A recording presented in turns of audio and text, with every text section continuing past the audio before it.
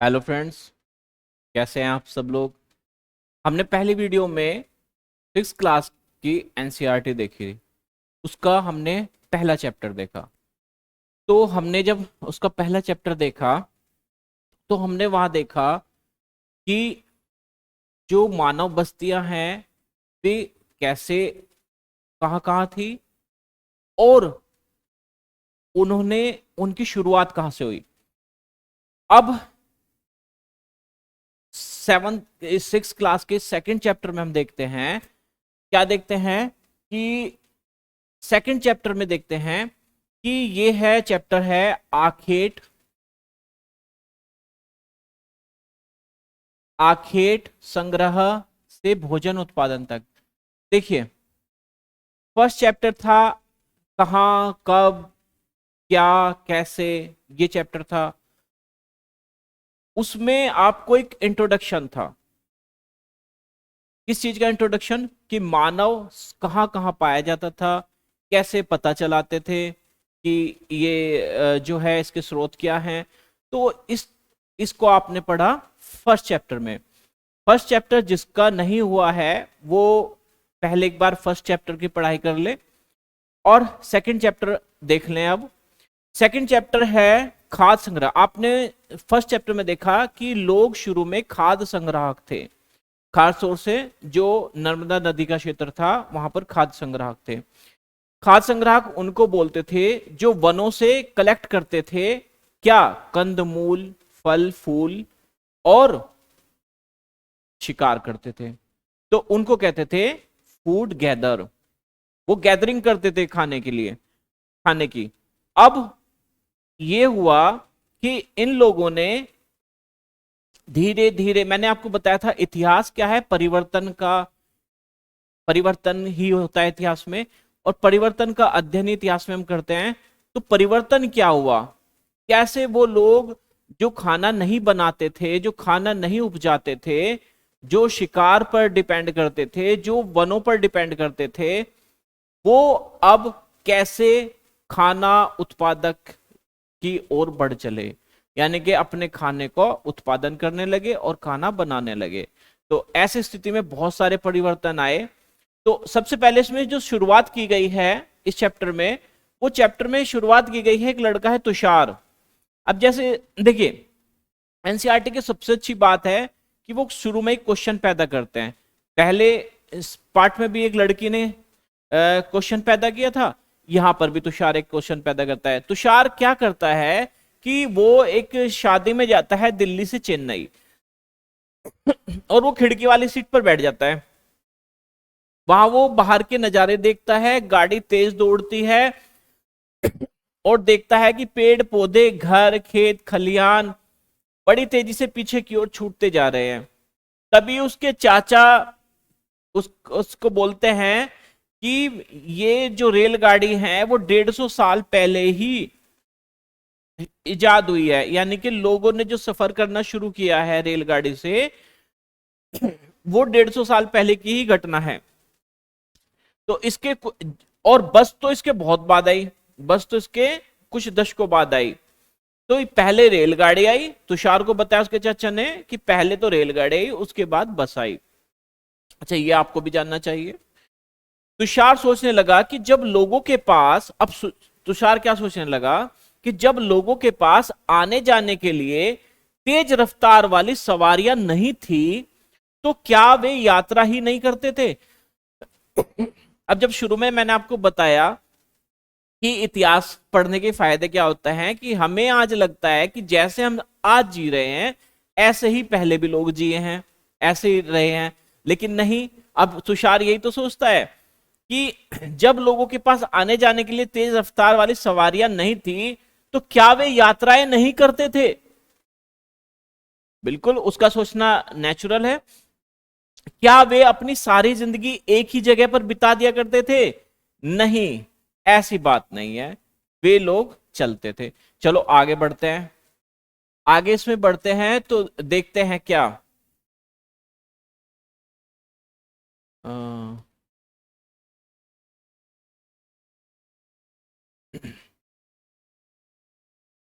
आरंभिक मानव आखिर वे इधर उधर क्यों घूमते थे। अच्छा, आज तो तुषार जा रहा है शादी में चेन्नई से दिल्ली, उस समय भी क्या यही व्यवस्था थी? उस समय क्या आवश्यकता थी लोगों को इधर से उधर घूमने की? उस समय तो बहुत ज्यादा आवश्यकता थी। आज तो आप एक जगह बैठ जाओ, आपको खाना पीना मिल जाएगा, ऑर्डर कर दो, आपके घर ही आ जाएगा सारा खाना। लेकिन उस समय तो खाना ढूंढने के लिए ही घूमते घूमते रहते थे लोग। जैसे बंदर होते हैं, बंदर क्या करते हैं, सारा दिन खाना ही तो ढूंढते हैं। वो क्या करते हैं, इधर से उधर गुलाटी मारते रहते हैं, कभी किसी की चीजें छीन ली, कभी किसी पेड़ से फल तोड़ के खा लिया, है ना। तो इस तरीके से बंदरों वाली जीवन था वो। तो उसमें क्या था, आप देखिए, आरंभिक मानव। अब ये जो इन्होंने कहा आरंभिक मानव, आखिर वे इधर उधर क्यों घूमते थे। सबसे पहले जब ये कह रहे हैं आरंभिक मानव, तो ये जान लीजिए कि आज से लगभग 20 लाख वर्ष पूर्व की बात है। ये कोई 20 साल या 20,000 साल की बात नहीं है, 20 या 200 साल की बात नहीं है, 2000 साल की बात नहीं है। ये बात है 20 लाख वर्ष पूर्व की बात। 20 लाख वर्ष पूर्व से जो मानव है वह क्या करता है, फूड गैदरिंग का काम करता है। और आपको अगर बताया जाए कि जो मानव है वह 25 से 20 साल से महाद्वीप में रहता है, तो पढ़ते हैं हम उन लोगों के बारे में जानते हैं जो इस उपमहाद्वीप में 20 लाख साल पहले रहा करते थे। देखिए, उपमहाद्वीप मैंने कल समझाया था, उपमहाद्वीप किसको बोल रहे हैं, केवल भारत की बात नहीं चल रही है, उपमहाद्वीप की बात चल रही है। उपमहाद्वीप में पाकिस्तान, भारत, नेपाल, बांग्लादेश, भूटान, श्रीलंका ये भी आते हैं। तो उपमहाद्वीप की बात चल रही है। तो उपमहाद्वीप में 20 लाख वर्ष पूर्व रहा करते थे लोग। और वे क्या थे, आखेट खाद्य संग्राहक, यानी कि शिकारी थे और फूड गैदरिंग करते थे। हंटिंग और फूड गैदरिंग उनका यही काम था। तो वो भोजन का इंतजाम करने की विधि के आधार पर उन्हें इस नाम से पुकारा जाता है। ये नाम इन्होंने क्यों रखा है इसका, क्योंकि भोजन का इंतजाम इस आधार पर करते थे, उसी आधार पर नाम रखा। आमतौर पर खाने के लिए वे जंगली जानवरों का शिकार करते और मछली चिड़िया पकड़ते, फल मूल दाने पौधे पत्तियां अंडे इकट्ठा करते थे। तो क्या करते थे, खाना, देखे जंगली जानवरों का शिकार कोई नई बात नहीं है, पहले भी पढ़ चुके हैं। मछलियां पकड़ते, चिड़िया पकड़ते, इन्हें इकट्ठा करते, फल मूल दाने पौधे पत्तियां अंडे, इनको इकट्ठा करते थे। तो ये लोग इस क्या करते थे, इसमें बात निकल कर आई क्या, 20 लाख, 20 लाख से क्या, 20 लाख साल से क्या कर रहे हैं लोग भाई, उनको क्या कहते हैं, उनको कहते हैं खाद्य संग्राहक। क्या कहते हैं इनको, खाद्य संग्राहक। देखिए, यह है खाद्य संग्राहक। फिर ये क्या करते थे, ये शिकार करते थे, जंगली जानवरों को मांस खाते, जंगली जानवर का शिकार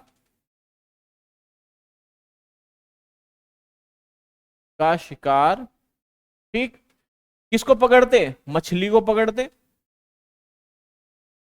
मछली को पकड़ते, चिड़िया को पकड़ते,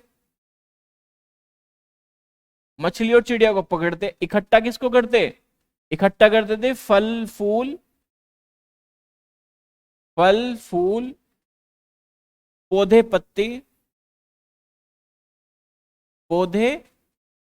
पत्तियां अंडे, ये वो इकट्ठा करते। अब वो फूड गैदरिंग का काम कर रहे हैं, तो ऐसा तो है नहीं कि जो चीज आज है वो हमेशा रहेगी, खत्म भी तो होती है। तो वो एक जगह से दूसरे स्थान पर जाते थे। एक जगह से दूसरे स्थान पर वो क्या लेने जाते थे, क्या कारण थे उसके, कई कारण थे। पहला कारण था, अगर वे एक ही जगह पर ज्यादा दिनों तक रहते तो आसपास के पौधे फलों जानवरों को खाकर समाप्त कर देते। इसलिए और भोजन की तलाश में उन्हें दूसरी जगह पर जाना पड़ता था, यानी कि और भोजन की तलाश में दूसरी जगह जाते थे। क्या कारण था? पहला पहला यह था कि भोजन की तलाश में दूसरी जगह पर जाना पड़ता था भोजन समाप्त होने पर। जैसे ही एक जगह भोजन समाप्त हो जाता था तो भोजन की तलाश में दूसरी जगह निकल जाते थे। पहला कारण तो हुआ ये। दूसरा कारण क्या है? जानवर अपने शिकार के लिए या फिर हिरण और मवेशी अपना चारा ढूंढने के लिए एक जगह से दूसरी जगह जाया करते हैं, इसलिए इन जानवरों का शिकार करने वाले लोग भी इनके पीछे पीछे जाया करते होंगे। अब दूसरा कारण क्या था कि ये शिकारी तो थे ही, तो जो मवेशी थे या जो अन्य जानवर थे वो अपना स्थान बदलते रहते थे और उनके शिकार करने के चक्कर में ये भी अपना स्थान उनके पीछे पीछे जाते थे, तो शिकार करने वाले लोग भी इनके पीछे पीछे जाया करते थे। तो दूसरा कारण क्या हुआ? जानवरों के पीछे पीछे जाना। पहला कारण हुआ फूड गैदरिंग, एक जगह पर खाना समाप्त हो गया तो दूसरी जगह पर जाना खाना ढूंढने के लिए। दूसरा है कि उनके जो शिकार हैं वो एक जगह से दूसरी जगह जगह, तो उनके पीछे पीछे वो निकल लिए। तीसरा पॉइंट क्या है? तीसरा पॉइंट क्या है? तीसरा भी देखते हैं। तीसरा कारण, तीसरा कारण है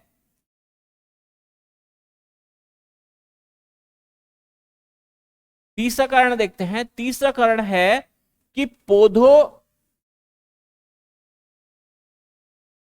तीसरा कारण यह है कि पेड़ों और पौधों में फल फूल अलग अलग मौसम में आते हैं। देखो क्या होता है, अलग अलग मौसम में फल फूल आता है, इसलिए लोग उनकी तलाश में उपयुक्त मौसम के अनुसार अन्य इलाकों में घूमते। देखो क्या होता था, वे मौसम जैसे बदलते थे तो फल और फूल मौसम के हिसाब से, आज भी मौसम के हिसाब से ही फल आते हैं भारत में हर जगह। मौसम सर्दियों में सेब आते हैं, गर्मियों में अमरूद आता है, इसी तरीके से उस समय भी ऐसे ही आता होगा। तो ये क्या करते थे, मौसम उपयुक्त मौसम के अनुसार भी जगह बदल देते थे। ठीक है, तीसरा पॉइंट हुआ। फिर चौथा कारण क्या है? चौथा कारण भी देखते हैं कि पानी के बिना किसी भी प्राणी या पेड़ पौधे का जीवित रहना संभव नहीं होता। ये तो पक्की बात है, संभव नहीं होता, पानी तो जरूर चाहिए। तो पानी झीलों झरनों नदियों में ही मिलता है, यह भी संभव है, यह भी बिल्कुल सही बात है। पानी कहां मिलेगा? उस समय बोरवेल तो थे नहीं, ट्यूबवेल तो थी नहीं, तो कहां मिलता था पानी? नदी, झीलें और झरनों में। यद्यपि कई नदियां और झीलों का पानी कभी नहीं सूखता, चलो वहां तो कोई बात नहीं, जहां पानी सूखता नहीं वहां तो लोग रहेंगे, लेकिन सूखे मौसम में जहां पर सूख जाता है वहां क्या करेंगे भाई वे बिना पानी के? तो वो ऐसी जगह जाएंगे जहां पर उनको पानी मिले। तो चौथा कारण क्या हुआ उनका? पानी ढूंढना, पानी की तलाश में इधर उधर जाना पड़ता था। तो आपके तीन कारण बने। तीन कारण में पहला क्या हुआ? खाना समाप्त तो निकल लिए, खाना समाप्त तो तलाश में निकले। ठीक है, दूसरा कारण था कि उनके जो शिकार थे शिकारी के पीछे पीछे चले गए, शिकार के पीछे पीछे। ठीक है, ठीक है भाई, समझ में आ रहा होगा सबके। और तीसरा कारण क्या था? तीसरा कारण था कि वे उपयुक्त मौसम की तलाश में जाते थे। उपयुक्त मौसम, उपयुक्त मौसम के तलाश में के अनुसार, मौसम के हिसाब से फल और फूल आते हैं, तो उपयुक्त मौसम की तलाश में वो एक स्थान से दूसरे स्थान जाते। और चौथा कारण क्या हुआ? चौथा कारण हुआ पानी की तलाश। यह है चौथा कारण, पानी की तलाश। सूखे मौसम में जहां पर सूखती नहीं नदियां और झीलें, वे तो वहां रहते ही होंगे, लेकिन जहां पर नदियां और झीलें सूख जाती है सूखे मौसम में, वहां वो पानी की तलाश में एक स्थान से दूसरे स्थान चले जाते थे। तो उनके जाने के चार कारण हो गए। ठीक है, तीसरा और चौथा ये रहा, पानी की तलाश। चलिए आगे बढ़ते हैं। यहां तक मुझे लगता है कि आपके सबके समझ में आया होगा। आगे बढ़ते हैं तो हम देखते हैं आरंभिक मानव के बारे में जानकारी कैसे मिलती है। आरंभिक मानव के बारे में जानकारी कैसे मिलती है, ये भी एक क्वेश्चन है। तो आप इसको देखें, ये क्वेश्चन। अब वही बात है कि भाई मैंने कल बताया, जो आपको पहली वीडियो में बताया है कि स्रोत होते हैं, स्रोत से उनको जानकारी मिलती है। इतिहासकार और पुरातत्वविद दोनों मिलकर इन स्रोतों का अध्ययन करते हैं, ढूंढते हैं जासूस की तरह, और क्या करते हैं, इतिहास को लिखते हैं, इतिहास का निर्माण करते हैं। अब यहां पर भी यही पूछा है, भाई इतने पुराने समय की जानकारी कैसे होती थी। देखो उसमें आदि इतिहास और इतिहास, मैं एक बार आपको बताना चाहूंगा कि जो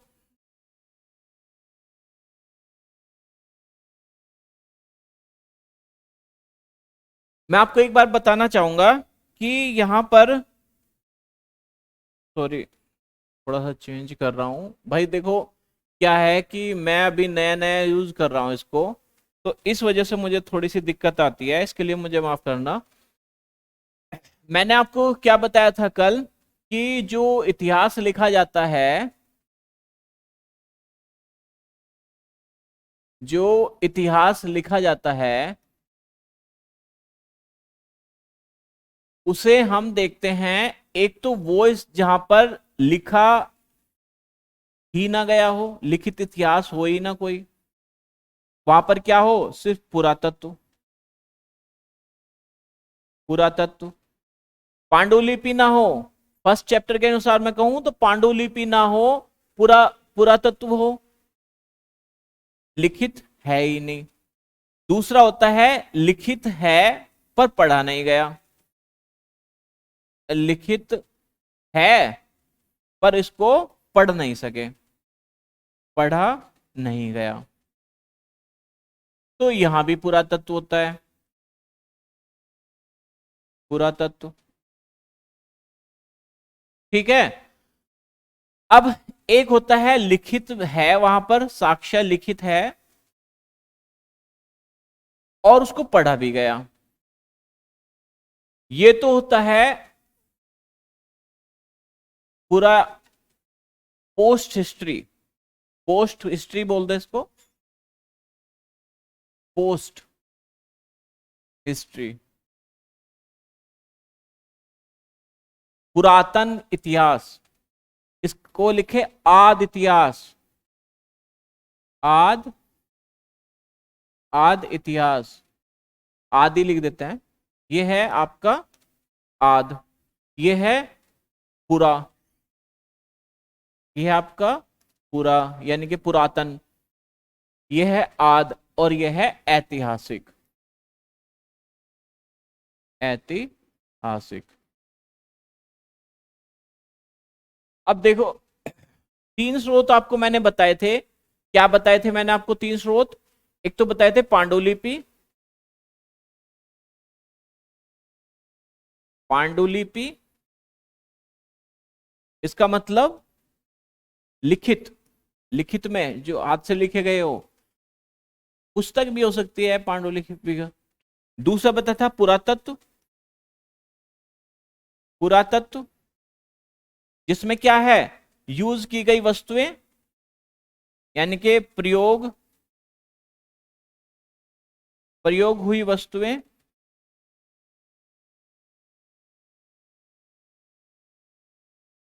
ये है पुरातत्व।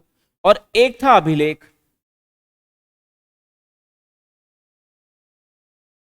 अभिलेख को भी उसी में इंक्लूड कर लो, किस चीज में, जैसे चित्रित क्या, जैसे चित्र मिले हैं,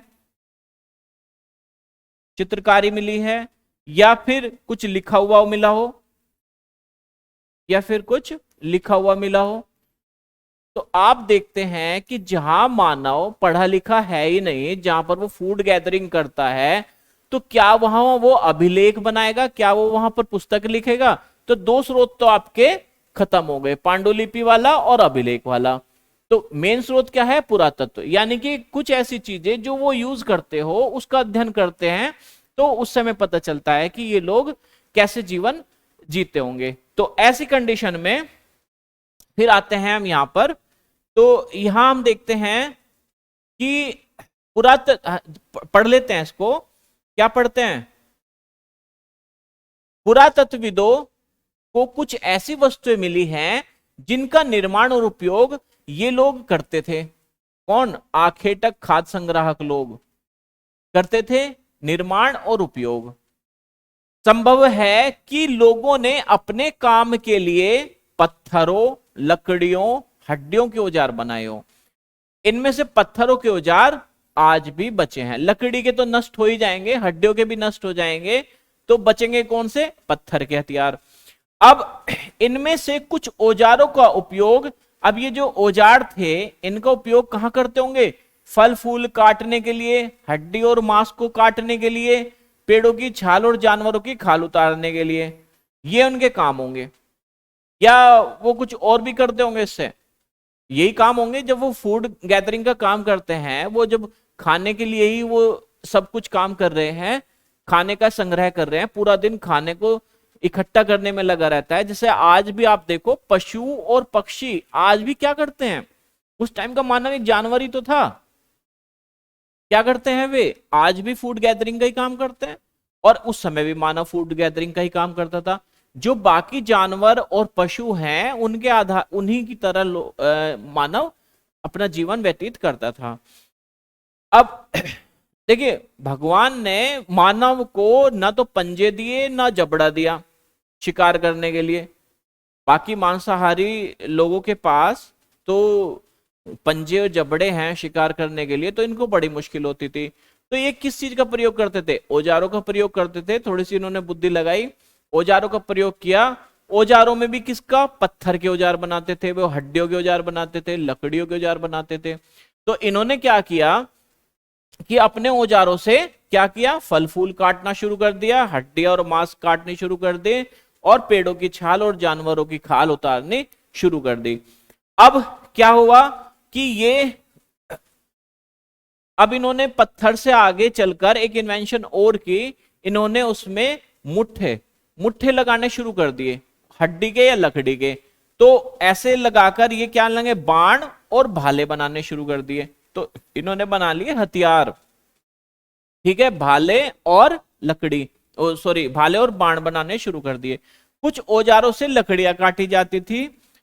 लकड़ियों का उपयोग ईंधन के साथ साथ झोपड़ियां और औजार बनाने में भी किया जाता है। लकड़ियों का प्रयोग करते थे, अपने लिए झोपड़ियां बनाते थे और औजार बना लेते थे। देखो, ये कुछ दो पत्थर दिए हुए हैं, ये दो पत्थर दिए हुए हैं, इनको आप एक बार देखो। ये दिए हुए हैं, देखो यहां इसके बारे में लिखा भी है, एनसीईआरटी का है ये। पत्थर के औजारों का उपयोग बाय इंसान के खाने योग्य जड़ों को खोदने के लिए। ये है आपका एक पत्थर जो जड़ों को खोदता है, और ये पत्थर है जो सीता है। क्या? खाल सीता है। तो आपने देखा होगा कि इसका जो शेप है वो किस टाइप से है। इसका शेप है थोड़ा सा बड़ा, लेकिन आगे से ज्यादा नुकीला नहीं है।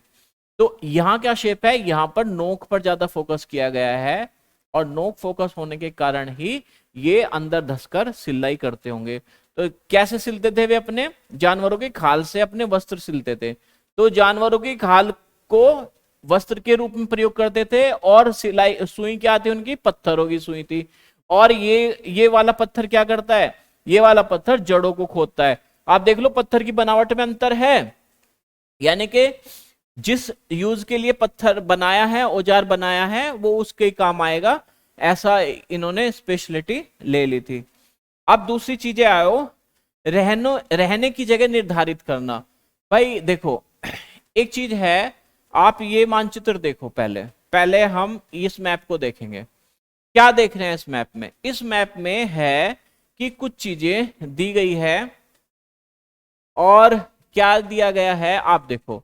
एक जगह है मेहरगढ़, एक जगह है बुर्जहोम, एक जगह है चिरांद, है ना, एक है कोलकाता, ये तो आज का है खैर, एक है दाउजली हेडिंग, एक है कोल्डी हवा, और एक है महागढ़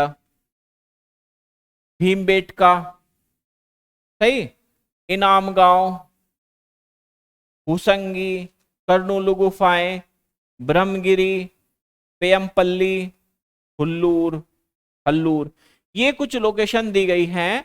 और इस लोकेशन के आधार पर, इस लोकेशन के आधार पर आप देखो, कुछ तो है नीले रंग में, नीले रंग में जो है वो अलग है, कुछ है लाल रंग में। ये जो लाल रंग के हैं, भीमबेटका हुआ, हुसंगी हुआ, कुरनुल गुफाएं हुआ, इनके बारे में इसमें बताया गया है। क्या बताया गया है इसमें? इसमें बताया गया है कि भाई आप इस चित्र में देख लो कि जो लाल त्रिकोण वाले स्थान हैं वे पूरा स्थल है। कौन सा पूरा स्थल है? जहां पर आखेटक संग्राहक के होने के प्रमाण हैं। तो लाल वाले कौन से हैं? जहां पर आखेटक रहे हैं। आखेटक कहां रहे हैं? भीमबेटका वाला लाल है, हुसंगी लाल है, कुरनूल गुफाएं लाल है। तो ये कौन सी जगह है? ये है आखेटक संग्रह वाली जगह। अब देखो, आखेटक संग्रह वाली जगह। चलिए आगे अगली लाइन पढ़ते हैं। एनसीईआरटी की आपकी एक एक लाइन क्लियर कराकर चलेंगे। आप स्वयं तो पढ़ते ही हैं, लेकिन आपको क्या करना है, इसको वीडियो के द्वारा भी पढ़ना है। इससे आपका रिवीजन भी होगा और अच्छे से एनसीईआरटी हो जाएगी। आप ये सीरीज लगातार देखिए तो आपकी एनसीईआरटी कब हो गई आपको पता भी नहीं चलेगा। ठीक है, और ये आपके, मैंने आपको पहले ही बताया था, बहुत काम आने वाली है और हर जगह काम आएगी। तो इसमें पुरास्थल मिले। इसके अलावा भी और कई स्थानों पर आखेटक खाद्य संग्राहक रहते थे। मानचित्र में सिर्फ कुछ गिने चुने स्थान चिन्हित किए गए हैं। कई पुरास्थल नदियों और झीलों के किनारे पाए गए हैं। चलिए, इन्होंने बता दिया आपको कि भाई थोड़ा सा इसमें जो हमने दिखाए सभी स्थल नहीं दिखाए, थोड़े हैं स्थल, और इनको आप देख लो। तो इसमें एक चीज और देखना कि जो लाल वाले हैं वो है पूरा पाषाणिक पुरा स्थल, ये है नवपाषाणिक पुरा स्थल, और ये है महापाषाणिक स्थल, आरंभिक गांव। देखिए, ये मैं आपको अभी बताऊंगा थोड़ी देर में पूरा पाषाणिक क्या है और मध्य पाषाणिक क्या है, अभी आगे आएगा वो।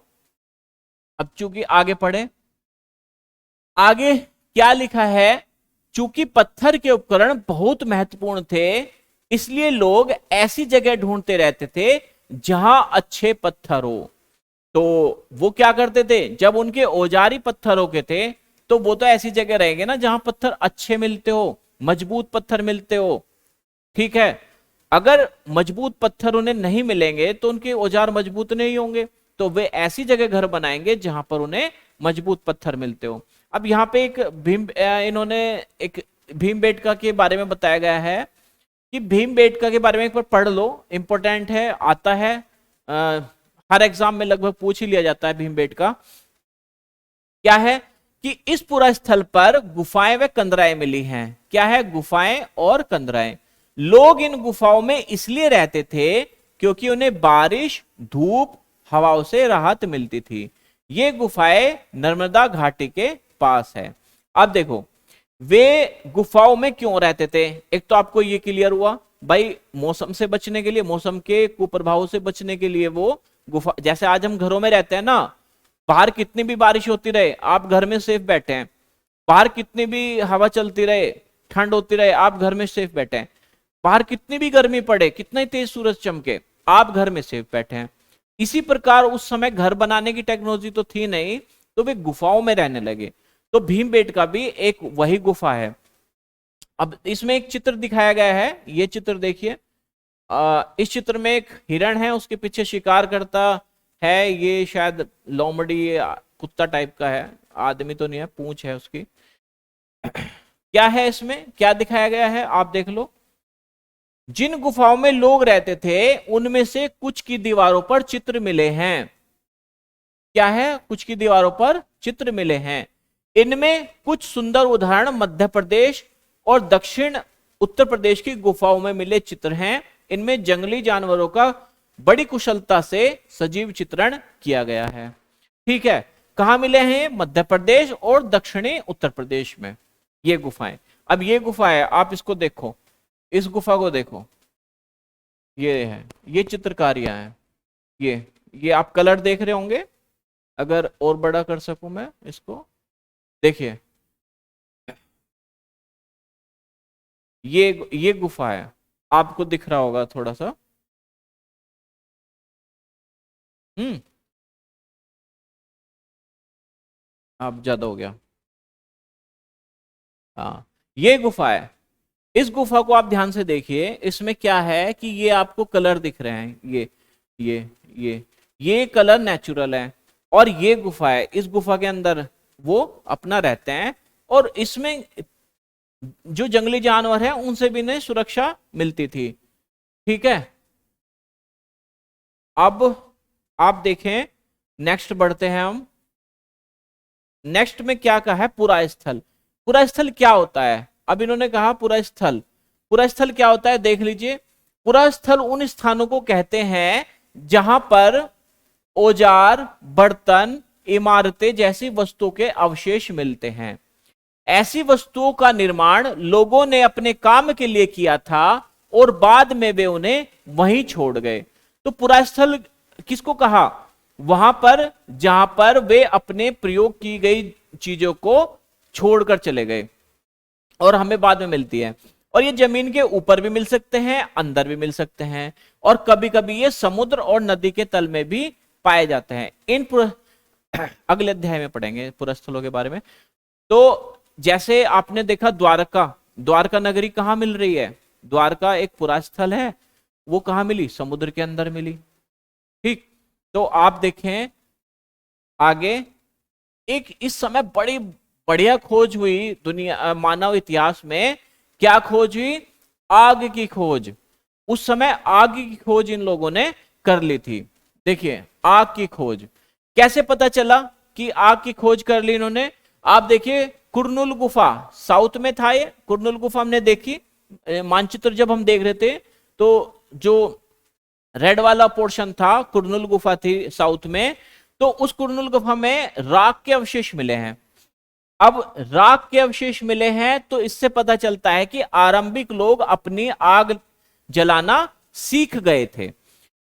आग का इस्तेमाल वे कहां करते थे, आज तो आग के बहुत सारे इस्तेमाल हैं, लेकिन वे उसका प्रयोग कहां करते थे, वे प्रयोग करते थे प्रकाश के लिए, मांस भूनने के लिए, और खतरनाक जानवरों को दूर भगाने के लिए। कहा उनके प्रयोग क्या थे, प्रकाश के लिए, हाँ भाई उनको रोशनी चाहिए थी।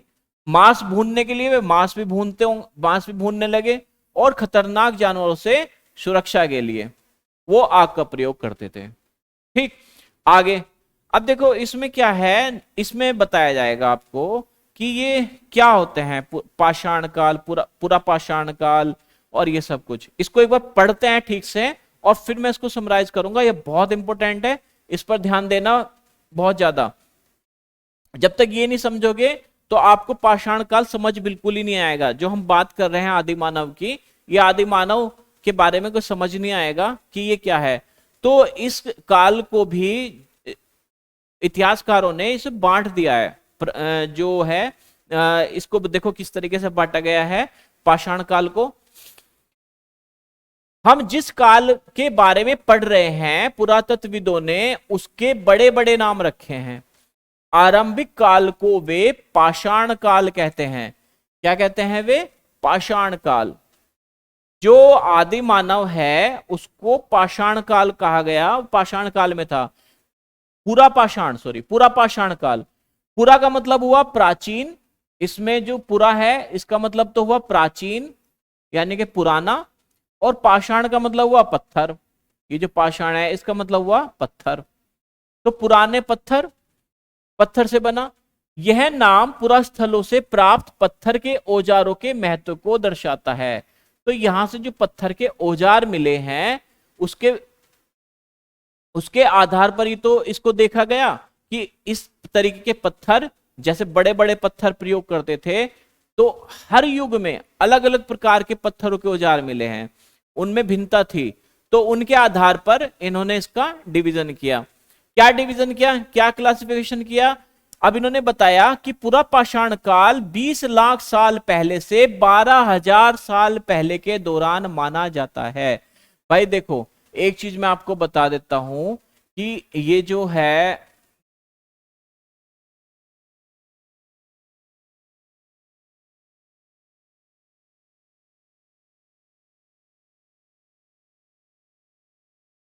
हम्म, एक चीज मैं आपको बता देता हूं कि ये जो मानव इतिहास है,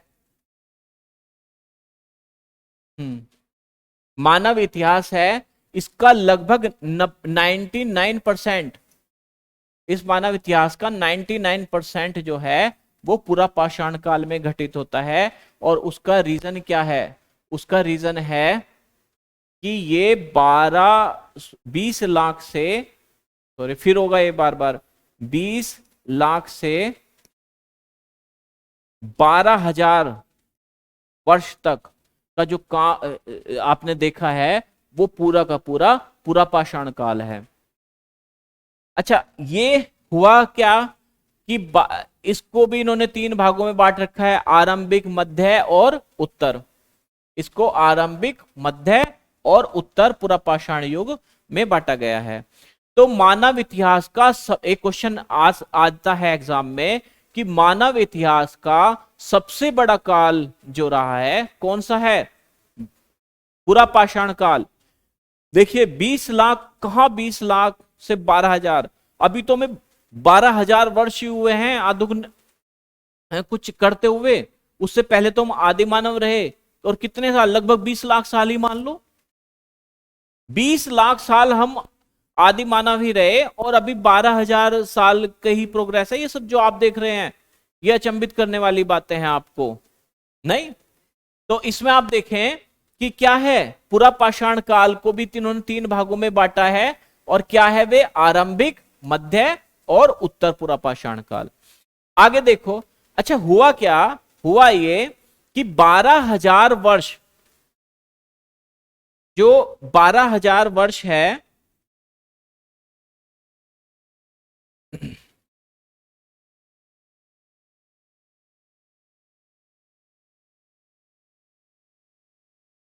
बारह हजार 20 लाख, 20 लाख से जो 12,000 वर्ष है, ये तो हो गया आपका पूरा पाषाण काल। पूरा पाषाण, पूरा पाषाण काल,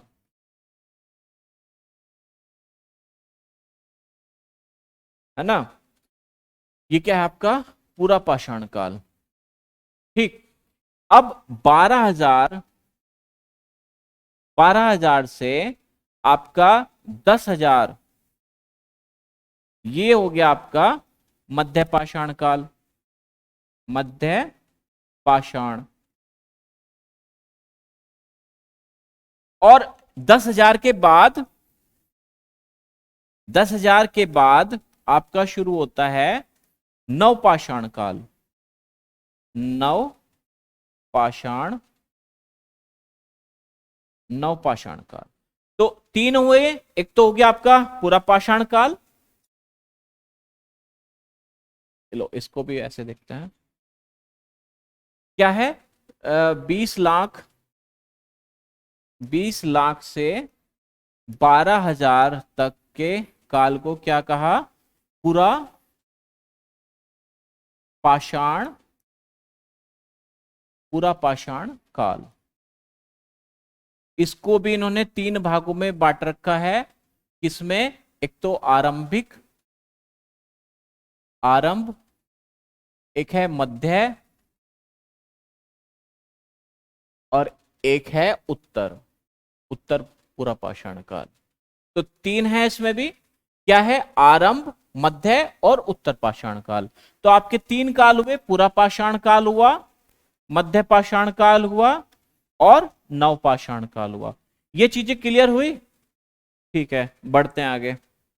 तो अब क्या बोल रहे हैं ये आगे, कि जो पर्यावरण में बदलाव हुए, देखिए ये जहां हम देखते हैं कि यहां पर मध्य पाषाण काल में 12,000 वर्ष के बाद कुछ पर्यावरण में बदलाव हुए।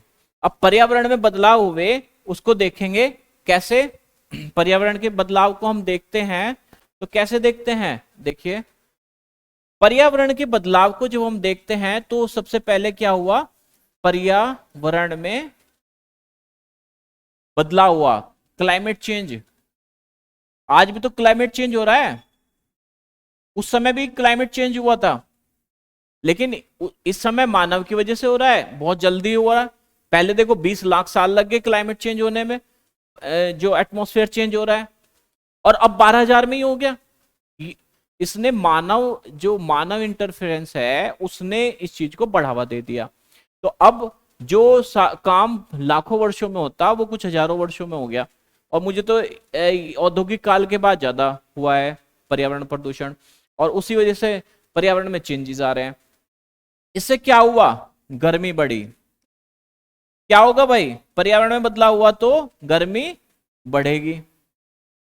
अब देखिए एक चीज आपको बताऊं, आज अगर बहुत सारी रिपोर्ट आती हैं कि अभी कुछ दिन पहले कहा था कि भारत के कई शहर डूब जाएंगे समुद्र में और पर्यावरण चेंज के कारण, और रूस सुपर पावर बन जाएगा। इसका सबसे बड़ा कारण क्या है कि जब गर्मी बढ़ती है तो जहां पर भी बर्फ है वहां बर्फ पिघलनी शुरू हो जाएगी, और वहां पर क्या होगा, मैदान बन जाएंगे, घास के मैदान। और घास के मैदान बनने से फर्टाइल लैंड हो जाएगी, तो वहां का विकास हो जाएगा। और लेकिन जहां पर घास के मैदान थे वहां पर गर्मी बढ़ने से क्या होगा, रेगिस्तानीकरण होगा, अगर हम पेड़ पौधे नहीं लगाते। और समुद्र जब बर्फ पिघलेगी तो समुद्र का स्तर बढ़ेगा, और जो तटीय शहर है, जो कोस्ट पर स्थित शहर हैं, वे डूबने शुरू हो जाते हैं। तो अब गर्मी बढ़ी, गर्मी बढ़ने से क्या होगा, घास के मैदान बनेंगे, घास के मैदान, घास के मैदान बने। अब घास के मैदान बने, इसके बाद क्या हुआ, जो शाकाहारी पशु थे वो बढ़ गए, शाकाहारी बढ़ गए, ठीक। शाकाहारी को खाने वाले मांसाहारी भी बढ़ जाते हैं, लेकिन शाकाहारी बढ़ गए तो अब क्या हुआ, मानव इनके टच में आया, मानव इनके टच में आया। अब देखते हैं आगे क्या लिखा है इसमें।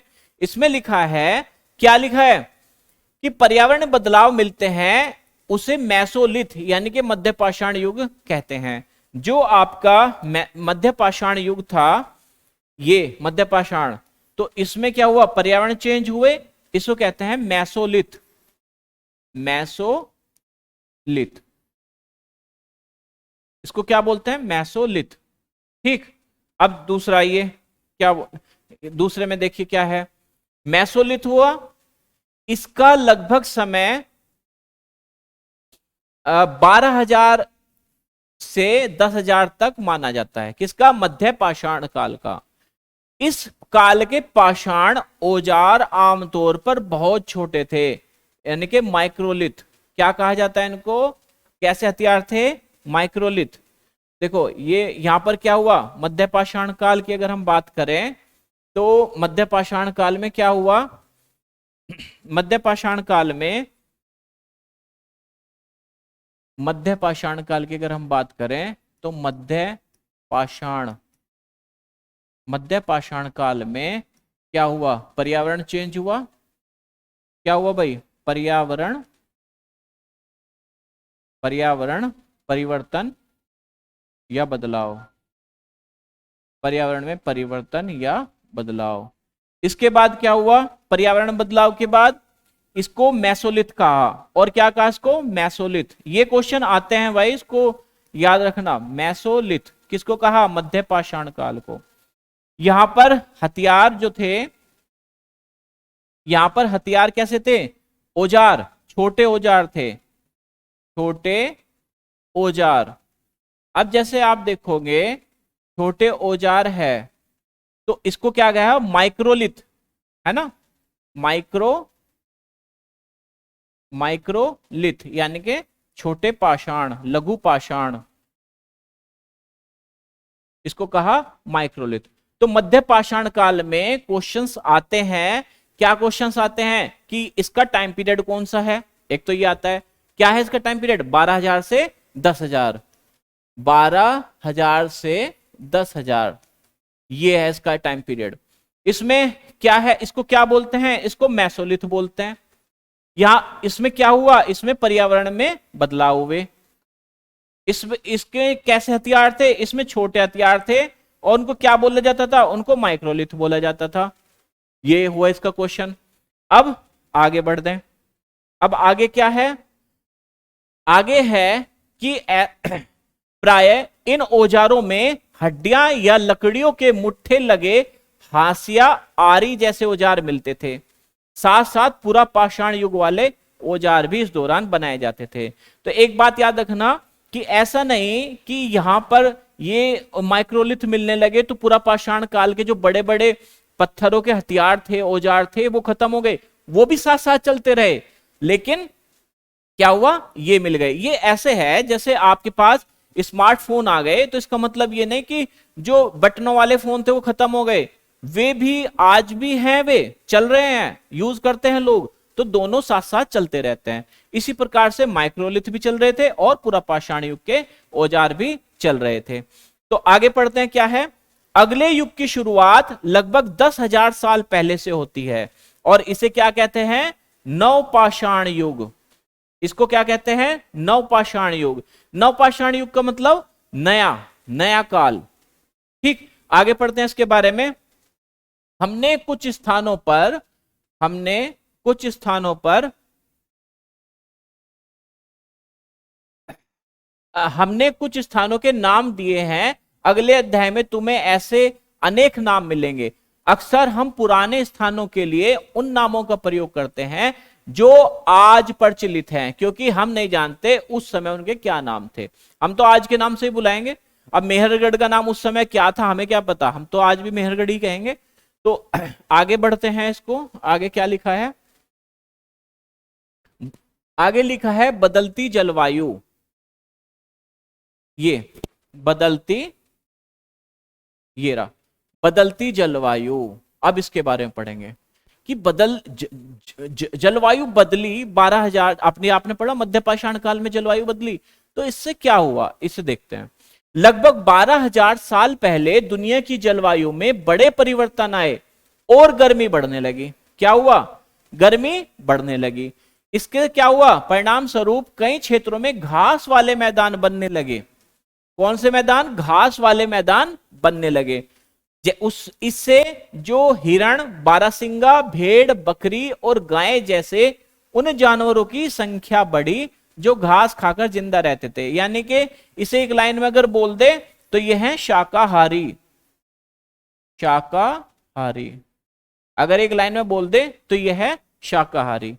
जो लोग इन जानवरों का शिकार करते थे वे भी इनके पीछे आए, ठीक, शिकारी, और इनके खाने पीने की आदतों और प्रजनन के समय की जानकारी हासिल करने लगे। देखिए, मानव ने सबसे बढ़िया काम क्या किया कि वो अब सिर्फ पशुओं को मारकर उनका मांस ही नहीं खा रहे थे। अब वो दिमाग लगाने लगे कि ये जो पशु हैं ये खाते क्या है और इनका जब प्रजनन होता है तो बच्चे पैदा होते हैं, तो उनका क्या यूज है। आगे बढ़ते हैं। जरूरत के हो सकता है कि तब लोग इन जानवरों को पकड़कर अपनी जरूरत के अनुसार पालने की बात सोचने लगे हो। अब वो उन्होंने इसके बारे में अध्ययन किया तो देखा होगा कि भाई ऐसा है, अब इन्हें पालने की बात सोच लो। क्यों, क्योंकि इन्होंने हैबिट जो है वो वॉच की और इनके प्रजनन की जो समय है उसकी जानकारी निकाल ली। अब क्या है अगला, अच्छा ये याद रखना, ये मछलियों का भोजन अब भी महत्वपूर्ण स्रोत था। मछलियां तो पकड़ते ही रहे हैं, मछलियां तो पहले से ही पकड़ रहे हैं और ये सदाबहार ही रही है मछलियां तो। अब है खेती और पशुपालन की शुरुआत। देखो, खेती और पशुपालन की शुरुआत, तो आपने देखा कि ये जो पशु थे इनके घास की खाने की आदतें, यानी कि घास खाने की आदतें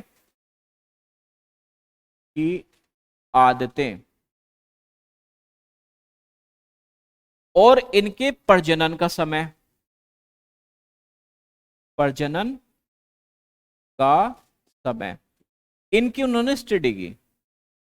उस समय तो स्टडी कहेंगे जब वो जानते ही नहीं थे, तो इन्होंने इसकी स्टडी की और उन्होंने देखा कि भाई ये जो पशु हैं इनका तो बहुत प्रयोग हो सकता है। क्या प्रयोग हो सकता है, अब देखते हैं। पहले तो खेती के देखते हैं कि ये लोग खेती कैसे करते हैं। इसी दौरान उपमहाद्वीप के भिन्न भिन्न इलाकों में गेहूं, जौ और धान जैसे अनाज प्राकृतिक रूप से उगने लगे। याद रखना, ये उगाए नहीं गए, ये प्राकृतिक रूप से उग रहे थे, यानी कि इनको मानव ने नहीं उगाया, ये प्राकृतिक रूप से नेचुरली उग रहे थे। शायद महिलाओं, पुरुषों और बच्चों ने इन अनाजों को भोजन के लिए बटोरना शुरू किया। तो पहले तो ये प्राकृतिक रूप से उपजे अपने आप, फिर इन्होंने ने कलेक्ट करना शुरू किया। क्या करना, बटोरना शुरू किया। साथ ही वह ये भी सीखने लगे, वो अब ऑब्जर्व कर रहा था, मानव का दिमाग भी शायद उस समय बढ़ रहा था, वो हर चीजों को ऑब्जर्व कर रहा था। वे सीखने लगे कि ये अनाज कहाँ उगते हैं और कब उगते हैं, कब पककर तैयार होते हैं, कहाँ उगते हैं और कब पककर तैयार होते हैं, ये भी ऑब्जर्व करने लगे।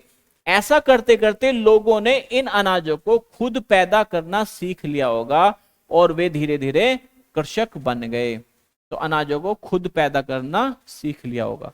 तो इन्होंने क्या किया भाई, इन्होंने क्या किया, इन्होंने किया क्या क्या अच्छा, इन्होंने क्या हुआ कि सबसे पहले तो प्राकृतिक गेहूं, गेहूं, जौ और गेहूं, जौ और धान, ये प्राकृतिक रूप से उगते थे, प्राकृतिक उपजते थे, है ना, प्राकृतिक उपजते थे। इनको मानव ने कलेक्ट किया, संग्रह किया, यानी कि बटोरना शुरू किया, बटोरना शुरू किया। अब इन्होंने इसे बटोरना शुरू किया तो साथ साथ में सीखते रहे कि ये कहां पैदा होते हैं और कब पकते हैं, है ना, कब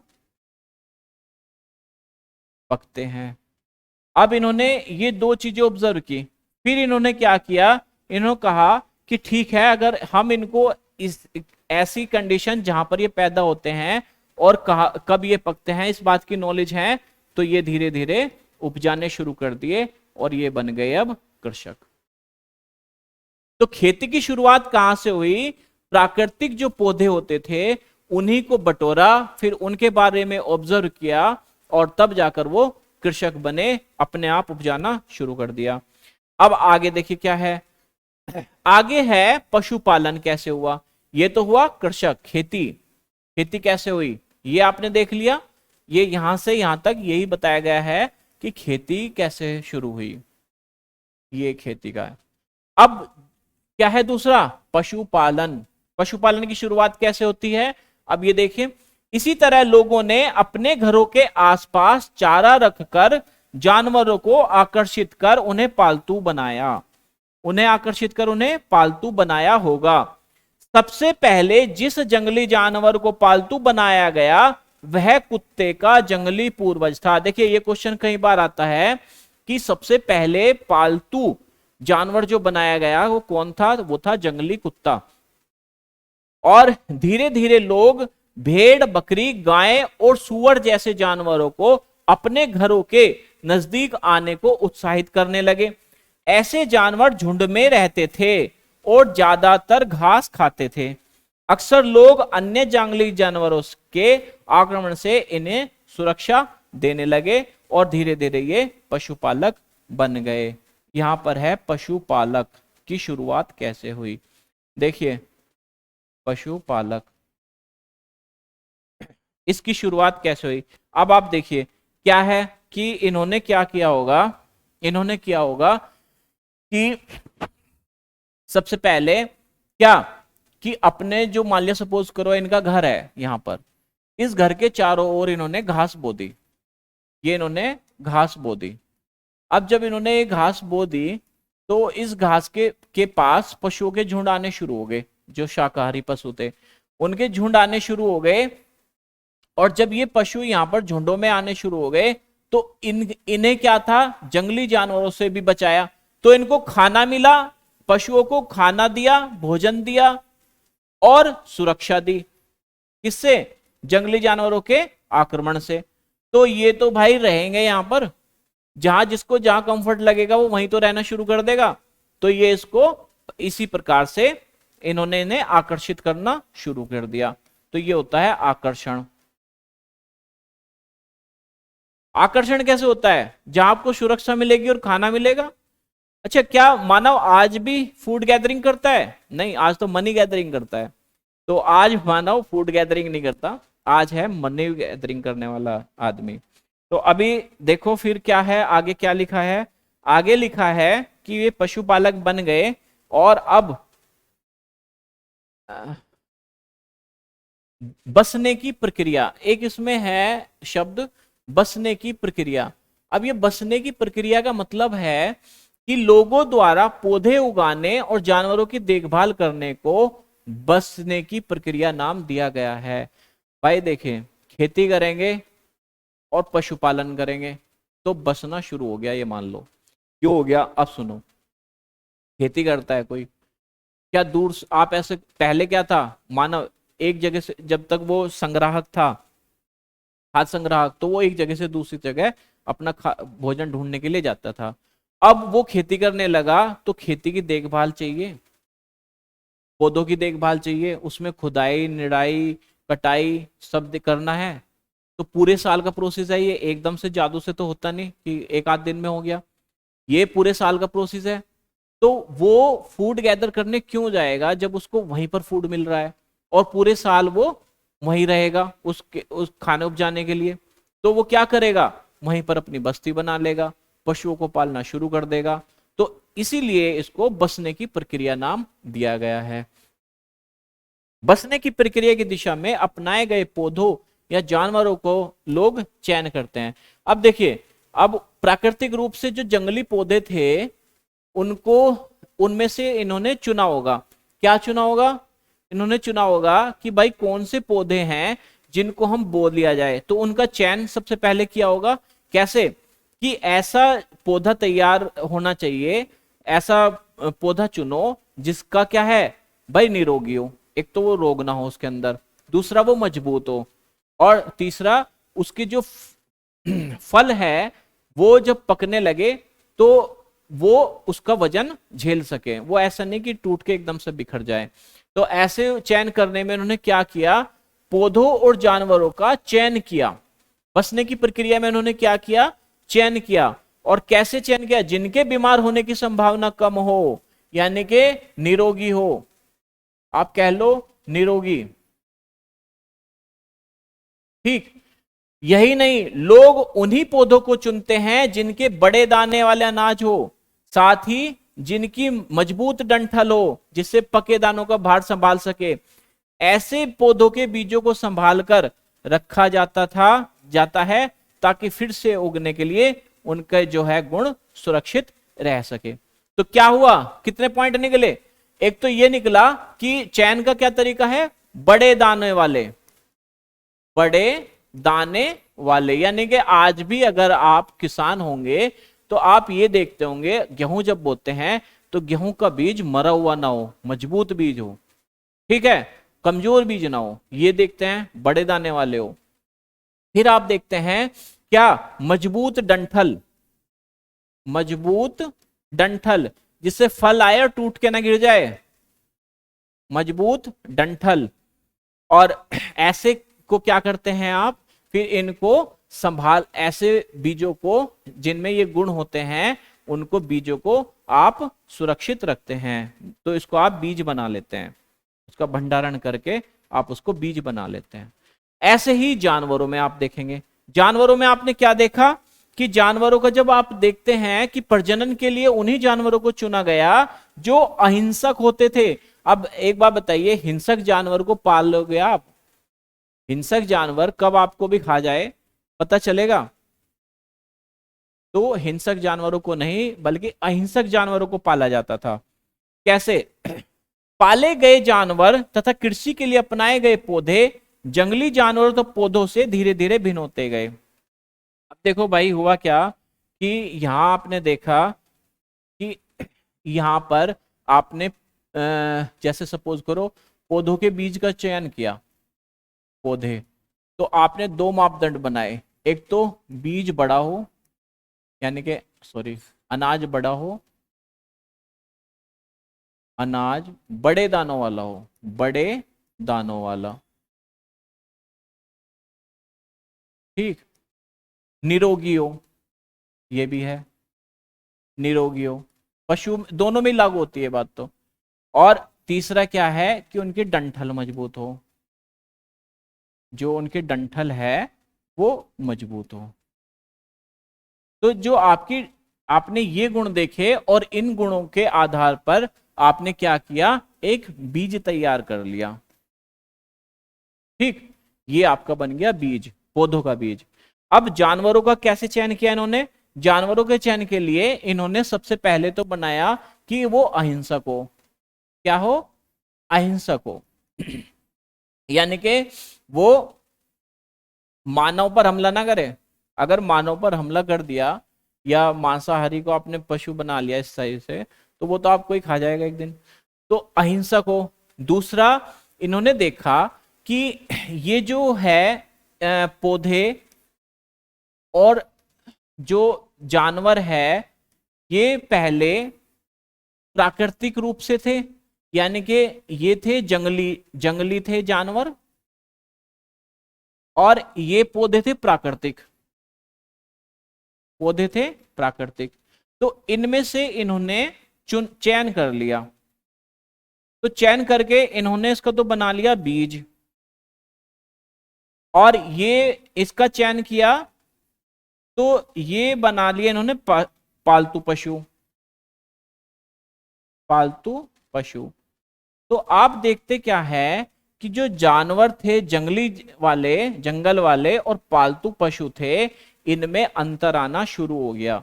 ये जो थे इनसे भिन्न हो गए, इनमें अंतर आना शुरू हो गया। और यही इन्होंने बताया है। क्या बताया है? कि इसलिए हम देखते हैं कि पाले गए जानवर तथा कृषि के लिए अपनाए गए पौधे जंगली जानवरों तथा पौधों से धीरे धीरे भिन्न होते गए। क्या हो गए? धीरे धीरे भिन्न होते गए। जैसे उदाहरण दिया उन्होंने, जंगली जानवरों की तुलना में पालतू जानवरों के दांत और सींग छोटे होते हैं। तो आपने देखे अफ्रीका के जंगल के भैंसे, इतने बड़े बड़े सींग, और आपके घर में जो पालतू भैंसे होते हैं छोटे छोटे सींग होते हैं उनके, इनके जबड़े दांत भी बड़े होते हैं, जंगली के, पालतू के दांत छोटे होते हैं। तो इनमें शारीरिक भिन्नता आनी शुरू हो गई। वो तो मनुष्य में भी आप बदलाव देख सकते हैं। जो मनुष्य अधिक कंफर्ट हिसाब से रहता है उसका शरीर उस हिसाब से हल्का होता है, और जो स्ट्रगल करके रहता है वो मजबूत होते हैं। तो आप ऐसे कह सकते हो कि जंगल वाले जो जानवर है वो स्ट्रगल करते हैं आज भी, तो वे मजबूती में है, और जो पालतू है उन्हें सब कुछ आराम से मिल जाता है तो वे थोड़े कंफर्ट जोन में आ गए। ये मानव पर भी निर्भर करता है, पर भी लागू होती है बातें। तो कोरोना में अधिकतर यही देखा गया कि गरीब आदमी जो थे, जो संघर्ष करते हैं जीवन के लिए, उनको बहुत हुआ भी है तो ठीक हो गया, इम्यूनिटी मजबूत पाई गई उनकी। लेकिन जो कंफर्ट जोन में रहे, हमेशा कंफर्ट ही रहा उनका जीवन, उन्हें उनकी इम्यूनिटी कमजोर रही और बहुत ज़्यादा तकलीफ उन्हें उठानी पड़ी। चलिए आगे बढ़ते हैं। क्या है कि बसने की प्रक्रिया पूरी दुनिया में धीरे धीरे चलती रही। ऐसा नहीं था कि एक सब पूरी दुनिया में एक साथ हुई ये प्रक्रिया शुरू, कहीं पर शुरू हुई और कहीं पर। आज भी देख लो, अंडमान निकोबार द्वीप समूह में जो जनजाति लोग हैं वे आज भी फूड गैदरिंग की तरीके से ही रहते हैं, और जो शहरों में है वो आज मनी गैदरिंग करते हैं। तो आप ये अंतर तो आज भी देख सकते हैं। तो इसी प्रकार उस समय भी विश्व में ये सारी चीजें एक साथ नहीं चली, इन्हें धीरे धीरे चलती रही। करीब 12,000 साल पहले शुरू हुई वास्तव में आज हम जो भोजन करते हैं वो इसी बचने की प्रक्रिया के वजह से है। अगर वे लोग उस समय ये काम ना करते तो आज हम शायद भोजन ये ना करते, वही करते, फूड गैदरिंग वाला। कृषि के लिए अपनाई गई सबसे प्राचीन फसलों में गेहूं और जौ आते हैं। उसी तरह सबसे पहले पालतू बनाए गए जानवरों में कुत्ते के बाद भेड़ बकरी आते हैं। ये क्वेश्चन प्री के लिए इंपॉर्टेंट है, इसको याद रखना। ये फैक्ट क्या कि सबसे पहले जो फसल हुई खाने के लिए भोजन में गेहूं और जौ, और सबसे पहले पालतू क्या है, कुत्ते, और कुत्ते के बाद भेड़ बकरी। तो हुआ, अब क्या हुआ, एक नवीन जीवन शैली। नवीन जीवन शैली आप देखेंगे क्या है नवीन जीवन शैली। भाई अब तो आप फूड कलेक्टर से, फूड गैदरिंग से आप बन गए उपजाऊ उगाने वाले, तो आपका जीवन भी थोड़ा सा बदलेगा। आप खेती करोगे, पशुपालन करोगे, ठीक है। देखो क्या है, तुम किसी पौधे के बीज को बोकर देखो, तुम पाओगे कि इसे विकसित होने में कुछ समय लगता है, एकदम तो होता ही नहीं। इनमें कुछ दिन, महीने या फिर साल तक लग जाते हैं। इसलिए जब लोग पौधे उगाने लगे तो उनकी देखभाल के लिए उन्हें एक ही जगह पर लंबे समय तक रहना पड़ा था। अब क्या हुआ, देखभाल के लिए तो बीज बोने से लेकर बीज पकने तक एक पूरा प्रोसेस होता है। बीज बोने के बाद बीज पकने तक एक पूरा प्रोसेस होता है, और उसमें महीनों और साल भी लग जाते हैं।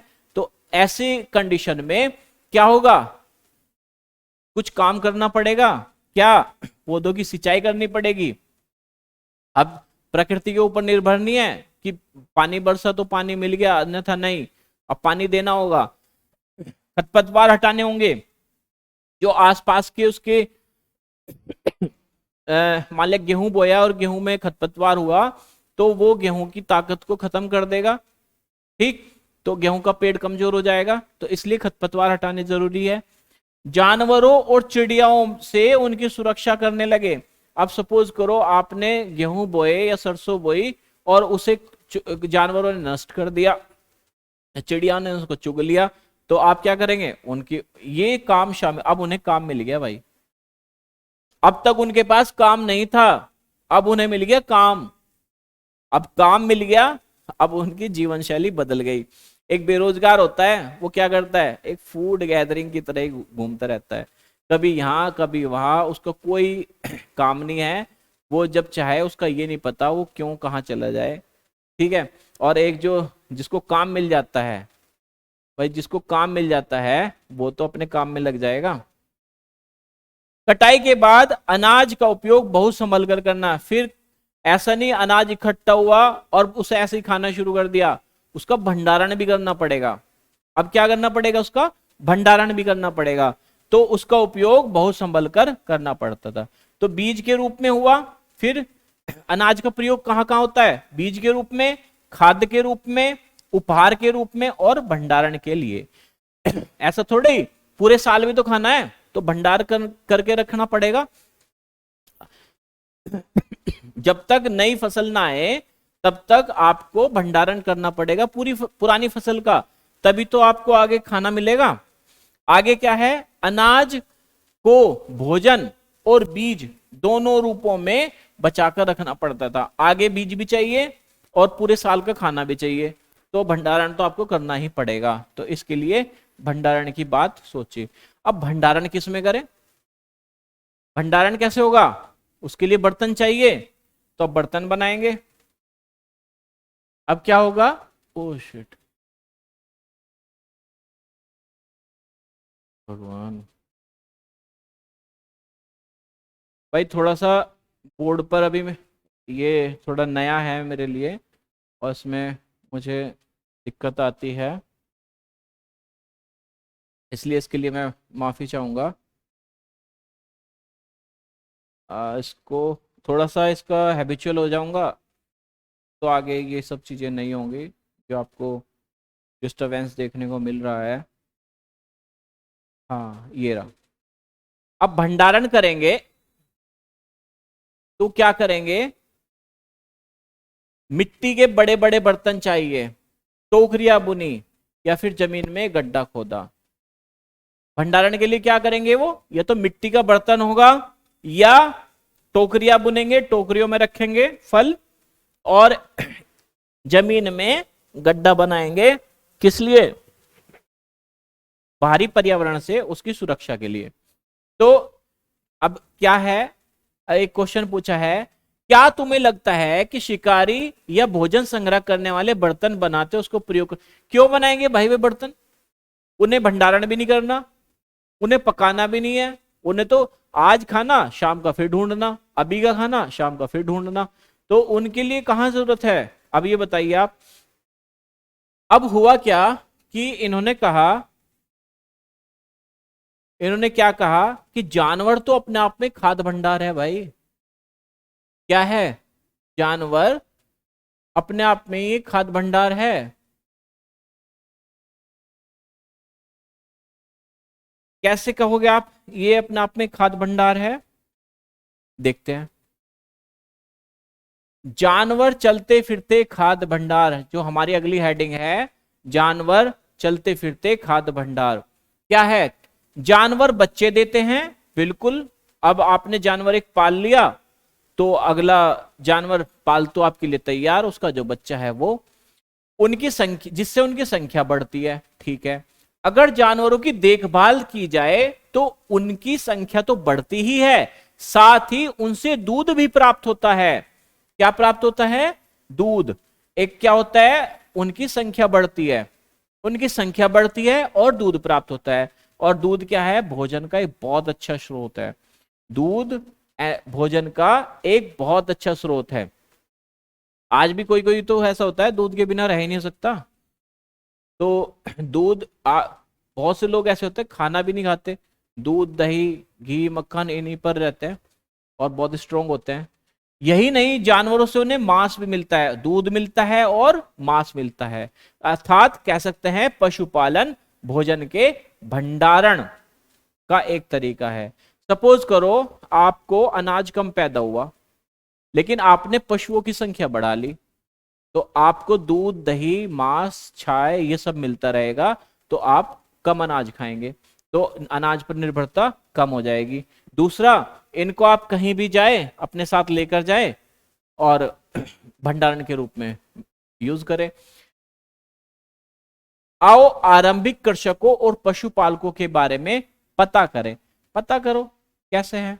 अब मैप में चलेंगे। फिर मैप में आपने देखा होगा कि नीले रंग के जो थे पॉइंट थे, उनमें आपने देखा नीले वर्ग के पॉइंट देख रहे हैं, इनमें से प्रत्येक बिंदु उस जगह को दर्शाता है जहां पुरातत्वविदों को शुरुआती कृषकों और पशुपालकों के होने के साक्ष्य मिले हैं। भाई उसको हम देखेंगे और हमें देखना चाहिए वो मैप। ये है पेज नंबर 8 और वो पेज नंबर वो था पेज नंबर 8 है, ये 5 पे देखते हैं। पूरा स्थल आ गया, इससे पहले है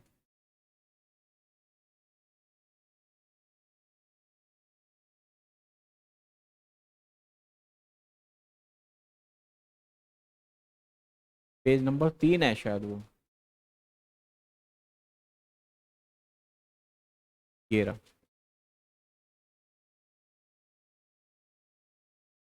ये रहा, ये जो आपने देखा ब्लू ब्लू वाले पॉइंट, ये है आपका मेहरगढ़। ये पशुपालक और कृषि की जो है वो सबसे पहले है। फिर चिरांद, चिरांद कहाँ है, यूपी में। कोल्डिहवा मध्य प्रदेश में। महागढ़ मध्य प्रदेश में, ठीक है। ये है दाओजली हेडिंग, ये यहाँ पर है आपका नॉर्थ ईस्ट में। इसी प्रकार आप देखेंगे हल्लूर पेयमपल्ली, हल्लूर पेयमपल्ली साउथ में है। और एक जगह बस यहाँ पर कौन कौन सी है कृषक और पशुपालक, कहां कहां से मिले, पेयमपल्ली, हल्लूर और महागड़ा, महागड़ा और कोल्डिहवा दाओजली हेडिंग। इसको इंपोर्टेंट रखना भाई, ऐसे क्वेश्चन बहुत पूछे जाते हैं। दाओजली हेडिंग। अब देखिए चिरांद और मेहरगढ़, ये आपने देख लिए, वो था, ये आपने देख लिए। अब देखो फिर इन्होंने क्या किया, फिर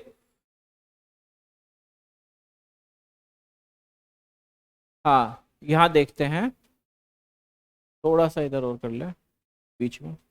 हाँ, तो आपने क्या देखा, नीले वर्ग वाले देखे तो वे क्या थे, कृषकों और पशुपालक होने के साक्ष्य है। ये पूरे उपमहाद्वीप में पाए गए हैं। आपने देखा साउथ में पेमपल्ली से लेकर नॉर्थ वेस्ट में कहां तक, मेहरगढ़ तक। इसमें सबसे महत्वपूर्ण है पश्चिमोत्तर क्षेत्र में, आधुनिक कश्मीर में जो बुर्जहोम है, पूर्वी और दक्षिण भारत में पेमपल्ली वाला एरिया। तो ये चीजें देखी महत्वपूर्ण वाले। फिर उसके बाद इन्होंने कहा कि वास्तव में ये निर्दिष्ट स्थान कृषकों और पशुपालकों की बस्तियां थी। क्या थी ये, इनकी बस्तियां, या नहीं इसे जांचने के लिए वैज्ञानिक खुदाई में मिले पौधों और पशुओं की हड्डियों के नमूनों का अध्ययन करते हैं। कैसे पता लगाते हैं कि ये उस समय के थे, ये जो वहां पर पशुपालक थे उनकी हड्डियां भी रही होंगी और पौधे रहे होंगे, उनके नमूनों को वैज्ञानिक जो होती है रिसर्च होती है। और पौधे तो नष्ट हो जाते हैं, लेकिन जो जले हुए बीज और पौधे होते हैं उनका अध्ययन हम कर सकते हैं। जले हुए अनाज के दानों के अवशेष हैं, और इससे क्या होता है, इससे पता चल जाता है, वैज्ञानिक अध्ययन इनको पहचान सकता है। वैज्ञानिक इन जले हुए अनाजों के दानों को पहचान सकते हैं। इस तरह हमें पता चलता है कि इस उपमहाद्वीप के विभिन्न भागों में बहुत सारी फसलें उगाई जाती रही होंगी। वैज्ञानिक विभिन्न जानवरों की हड्डियों को भी पहचान सकते हैं, बिल्कुल पहचान सकते हैं हड्डियां देखकर कि ये कौन से जानवर की हड्डी है। अब अगला है, क्या है अगला, स्थायी जीवन की ओर। देखो जब वो कृषि और पशुपालन में आ ही गए तो उनको तो स्थायी जीवन मिलना शुरू हो गया, स्थायी जीवन मिलना शुरू हो गया उन्हें। कैसे, अब देख लो, स्थायी जीवन मिलना शुरू हो गया उन्हें। पुरातत्वविदों को कुछ पुरास्थलों पर झोपड़ियों और घरों के निशान मिले हैं। ठीक है, घरों के निशान और झोपड़ियों के निशान उनको मिले हैं। जैसे बुर्जहोम, बुर्जहोम का एक उदाहरण दिया है इन्होंने। बुर्जहोम है कश्मीर में, और यहां पर पाए गए हैं गर्तावास। गर्तावास उन्हें कहते हैं जो गड्ढों में बनाए जाते हैं। तो ये लोग गड्ढे के नीचे घर बनाते थे जिन्हें गर्तावास कहा जाता है। इनमें उतरने के लिए सीढ़ियां होती थी, वे सीढ़ियों का भी यूज करते थे। और क्यों गर्तावास बनाते थे वे, क्योंकि वहां का मौसम ठंडा है और ठंडे मौसम में उन्हें सुरक्षा मिलती थी। ठंडे मौसम में उन्हें सुरक्षा मिलती थी, यानी कि ठंड से उन्हें सुरक्षा मिलती थी। पुरातत्वविदों को झोपड़ियों के अंदर और बाहर दोनों जगह क्या है, आग जलाने के साक्ष्य मिले हैं। आग जलाने की साक्ष्य मिले हैं, यानी कि वे मौसम के हिसाब से अपना खाना अंदर बाहर बनाते होंगे।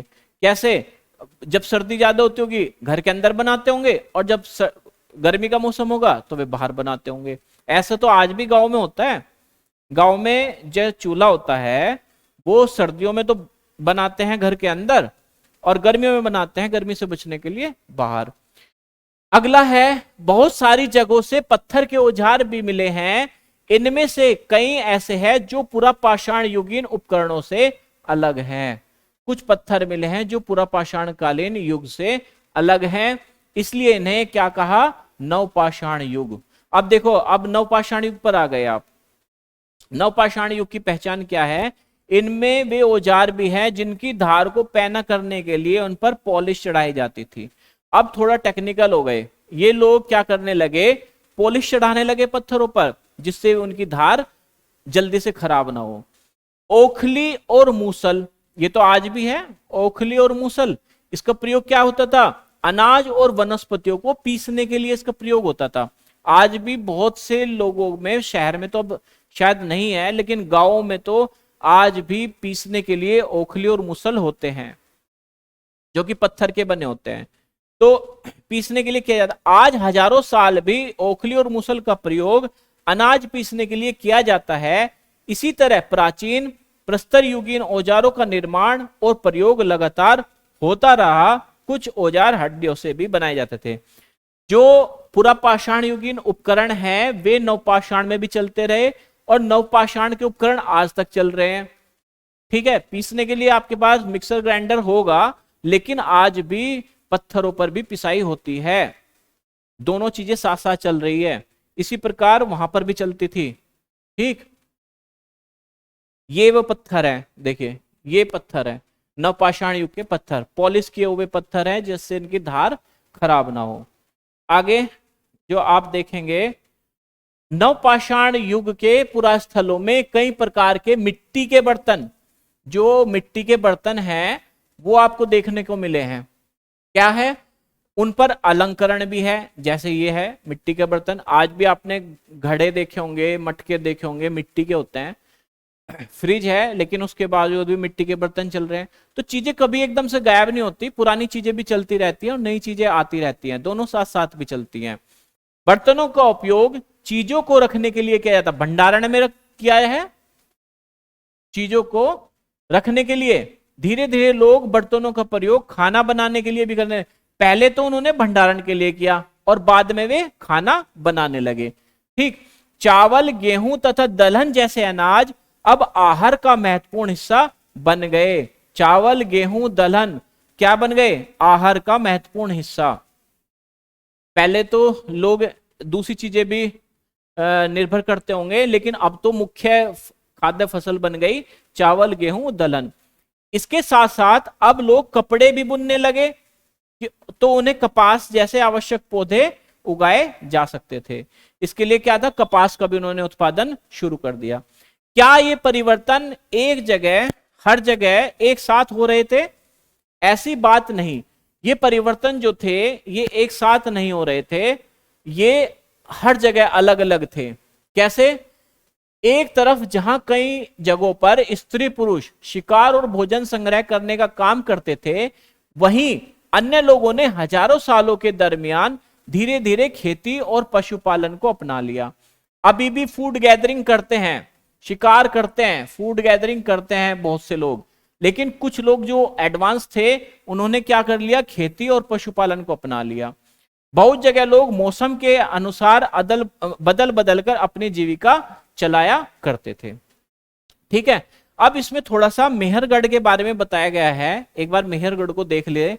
मेहरगढ़ में क्या इन्होंने पाया, इन्होंने लिखा है इसका पाठ का नाम, हेडिंग का नाम सूक्ष्म निरीक्षण, सूक्ष्म निरीक्षण और मेहरगढ़ में जीवन मृत्यु। मेहरगढ़ के बारे में थोड़ा सा इन्होंने निरीक्षण किया है। क्या है ये देख लो। ये मेहरगढ़ में प्राप्त एक घर है, एक वर्गाकार या आयताकार घर है जिसके 4 डिवीजन है, 4 कमरे हैं। और पढ़ते हैं इसके बारे में। यह ईरान जाने वाले सबसे महत्वपूर्ण रास्ते बोलन दर्रे के पास है। ये याद रखना, ज्योग्राफी में आप पढ़ेंगे, किरथर और सुलेमान के पास बोलन दर्रा है और वहां से ईरान का रास्ता जाता है। और बोलन दर्रा में ही ये मेहरगढ़ है, उसी के पास हरा भरा समतल स्थान है। मेहरगढ़ संभवतः वह स्थान है जहां के स्त्री पुरुषों ने इस इलाके में सबसे पहले जो गेहूं उगाना शुरू किया, भेड़ बकरी पालना शुरू किया। तो सबसे पहले मेहरगढ़ है। मेहरगढ़, मेहरगढ़ में क्या है, खेती के साक्ष्य हैं, नवपाषाण काल में शुरू हुआ, और पशुपालन के साक्ष्य हैं। पशुपालन, पशुपालन। और ये कौन से काल के हैं, ये है नवपाषाण काल के। यहां विभिन्न प्रकार के जानवरों की हड्डियां मिलती हैं, जिनमें हिरण तथा सुअर जैसे जंगली जानवरों तथा भेड़ और बकरियों की हड्डियां भी है। मेहरगढ़ में इसके अलावा चौकोर तथा आयताकार घरों के अवशेष है, आपने देखा होगा। प्रत्येक घर में 4 या उससे ज्यादा कमरे होते थे, 4 से कम नहीं होते थे। और इनमें से कुछ भंडारण के काम भी आते थे। गांव में आज आप जाओ तो जो मकान बनाते हैं उस मकानों में भूसे का भंडारण के लिए भी व्यवस्था होती है और अनाज के भंडारण की व्यवस्था होती है। शहरों में आप घर बनाओगे तो आप भंडारण नहीं बनाते, आप क्या बनाते हो, एक छोटा सा स्टोर रूम बना देते हो। लेकिन गांव में बड़े बड़े भंडारण बनाए जाते हैं भूसे के लिए और अनाज के लिए। मृत्यु के बाद सामान्यतः, अच्छा इन लोगों का एक विश्वास था, ये मानते थे कि मृत्यु के बाद भी लोग जो हैं वो जीवित रहते हैं दूसरी दुनिया में। क्या है, मृत्यु के बाद सामान्यतः मृतक के सगे संबंधी उसके प्रति सम्मान जताते थे। यानी कि सभ्यता जन्म ले रही है। देखो जैसे बस खेती पशुपालन शुरू हुआ, बस्ती शुरू हुई, मृदभांड बनने शुरू हुए और लोगों में इंटरेक्शन बढ़ना शुरू हुआ, एक सभ्यता ने जन्म लिया और अब वे मरे हुए लोगों के प्रति उसके संबंधी जो थे वो सम्मान व्यक्त करते हैं। लोगों की आस्था क्या है कि मृत्यु के बाद भी जीवन होता है। इनकी आस्था थी मृत्यु के बाद भी जीवन होता है, इसलिए कब्रों में मृतकों के साथ कुछ सामान भी रखते थे। तो मेहरगढ़ में जो कई ऐसे कब्रें मिली है कि एक कब्र में एक मृतक के साथ एक बकरी को दफनाया गया था। इससे उन्हें लगा कि परलोक में जाके भी ये इसको यूज कर लेंगे, इसको खा लेंगे। अब देखो ये तो आपका समाप्त हो गया भारत का तो नवपाषाण काल का। अब कुछ इसमें अन्य चीजें भी दी गई हैं, और ये चीजें क्या है, इस चीजों में दिया गया है कि फ्रांस में गुफा है, उसमें एक चित्रकारी पाई गई है, तो उसको आप देख लें एक बार। यह चित्र फ्रांस की गुफा का है, ये चित्र दिखाया गया है, और इसमें एक सांड है, एक बारहसिंगा है, शायद दो सांड से हैं, ठीक से दिखाई नहीं दे रहे। इस पूरा स्थल की खोज लगभग 100 साल पहले 4 स्कूली बच्चों ने की। इसलिए दिखाने का उद्देश्य है कि भी स्कूल के बच्चे भी जागरूक बने, वो भी खोज कर सकते हैं। इस तरह के चित्र लगभग 20,000 साल पहले से लेकर 10,000 साल पहले के बीच बनाए गए होंगे। इनमें कई जानवरों के चित्र हैं। इनमें जंगली घोड़े, गाय, भैंस, गैंडा, रेडनियर, बारहसिंगा, सूरों के गहरे चमकीले रंगों से चित्रित किए हुए हैं। लेकिन जो इंपॉर्टेंट है वो अब ये है कि ये जो रंग है ये कैसे बनाए उन्होंने। इन रंगों को लोह अयस्क यानी कि आयरन ऑक्साइड और चारकोल जैसे खनिज पदार्थों से मिलकर बनाया जाता है। पीटी का क्वेश्चन बन गया, तैयार हो गया। चारकोल और लोहयस्क, इन रंगों को लोहयस्क और चारकोल जैसे खनिज पदार्थों से बनाया जाता था। यह संभव है कि इन चित्रों को उत्सवों के अवसर पर बनाया जाता था। कब? उत्सव के, या फिर इन्हें शिकारियों द्वारा शिकार पर निकलने से पहले कुछ अनुष्ठान किए जाते होंगे, तब ये चित्र बनाए गए। अब ठीक है, आगे देखो। आगे एक नवपाषाण कालिक पुरा स्थल है तुर्की में, उसके बारे में बताया गया है। क्या बताया गया है देख लो। नवपाषाण युग के सबसे प्रसिद्ध पुरा स्थलों में से एक चताल, ये इंपॉर्टेंट है। क्या है? चताल, चताल हयूक, ये है चताल हयूक, एक ही है ये एक ही है, चताल हयूक तुर्की में है।